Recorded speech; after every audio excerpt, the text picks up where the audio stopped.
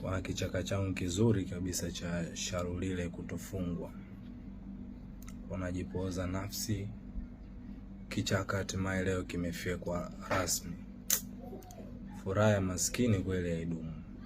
Kwa kichaka changu kizuri kabisa cha Sharulile, afungi na kuja hapa na tamba kabisa. Leo hicho kichaka kimefyekwa. Haya, kichaka cha michuano ya kimataifa chenyewe nacho mimi nafasi sijui ya 11, Yanga ya 12, sijui ya 12, sijui ya 13, yani yuko nyuma yangu. Kichaka cha kimataifa kiko mbioni kufyekwa. Kichaka cha Sharulile hapa kishafyekwa. Bingwa mara 5 mfululizo washafyeka. Kumpasua mtu goli 5 washafyeka. Yani sijui wa Yanga wambaki kufanya nini.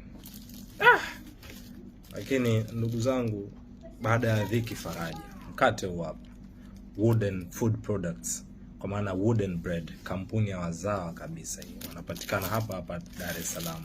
Wanazalisha mikate mizuri, mikate bora kabisa, lakini pia vitafuno mbalimbali, keki, nini, half cakes, lakini pia pamoja na mikate kama hii. Wanaitwa Wooden, tamu sana, white bread. Hii ni mikate meupe. Kuhakikisha kwamba unajinunulia ama unapata wako delivery popote pale tunaleta. Wewe ni cheki hapo, mkulima nimehamia kwenye mikate, ni cheki, delivery inafanya popote pale nchini. Wooden bread, tamu sana. Hii ni mikate mizuri, mikate ambayo unahitajika wewe kuitumia, unahitajika kula na familia yako, ni white bread. Lakini tunazalisha keki, tunazalisha na vitafuno mbalimbali. Tucheki, tukuhudumie.